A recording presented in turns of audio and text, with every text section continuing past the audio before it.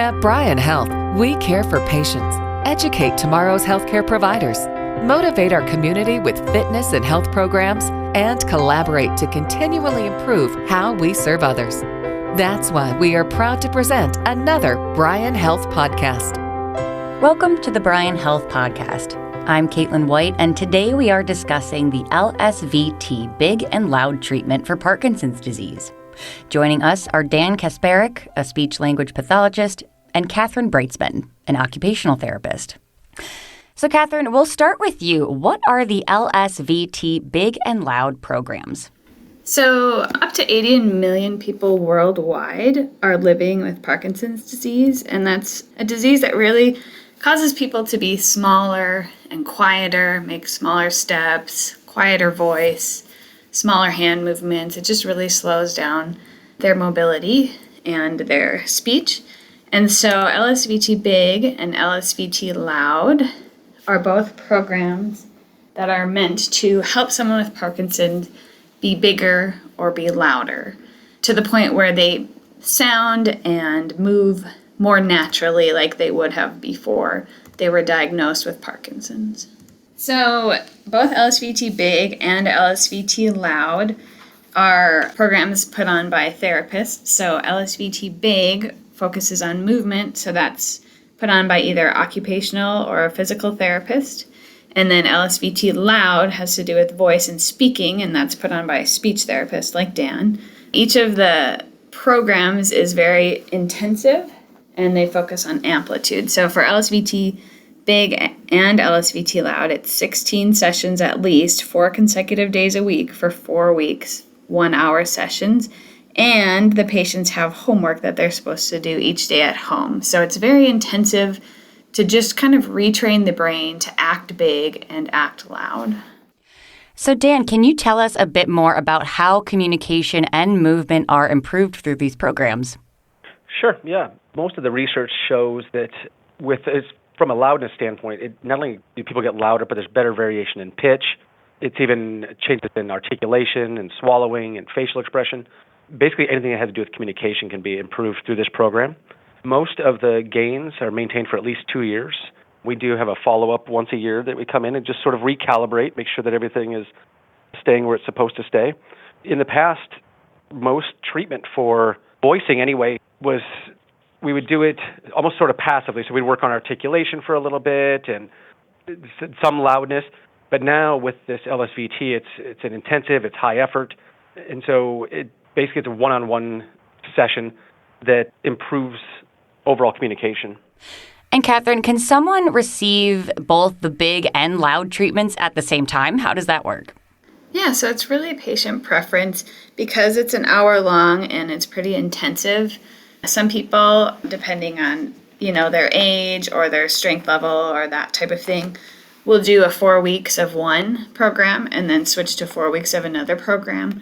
But Dan and I definitely have people that will do both at once. And when we do have them both at once, we try and get them back to back on the same days so they can come in and see Dan to work on loud speech and then come right over to work with me on big movements right back to back so they don't have to wait or come back later in the day or that type of thing. So we really try and work with people's schedules to make sure that they get the best treatment possible that works for them. Now, Dan, when should someone start treatment and how can they get started with you guys? Research mostly shows that you want to start as early as you possibly can. As soon as you start showing symptoms of decreased loudness or smaller movements, you want to get in and get the program started. And each one, both loud and big they're individualized treatments. So, it's a personal goal of where you want to get to. And, we've been trained to get you to that point. Well, Cathryn, is there anything else you'd like to share before we wrap up?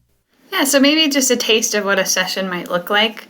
So a patient would come and visit with us, and for LSVT BIG, for my program I can speak to, they would come in for an evaluation, and we could look at how quickly they could walk, how big their handwriting may be, how coordinated they are doing buttons or snaps, how they do sitting into a chair and standing back up again, a bunch of different tasks like that, putting a jacket on, taking a jacket off. A lot of people will have troubles with some of those activities where they'll either freeze or they'll get stuck or their movements will be really small or they won't have enough momentum to stand up from a chair.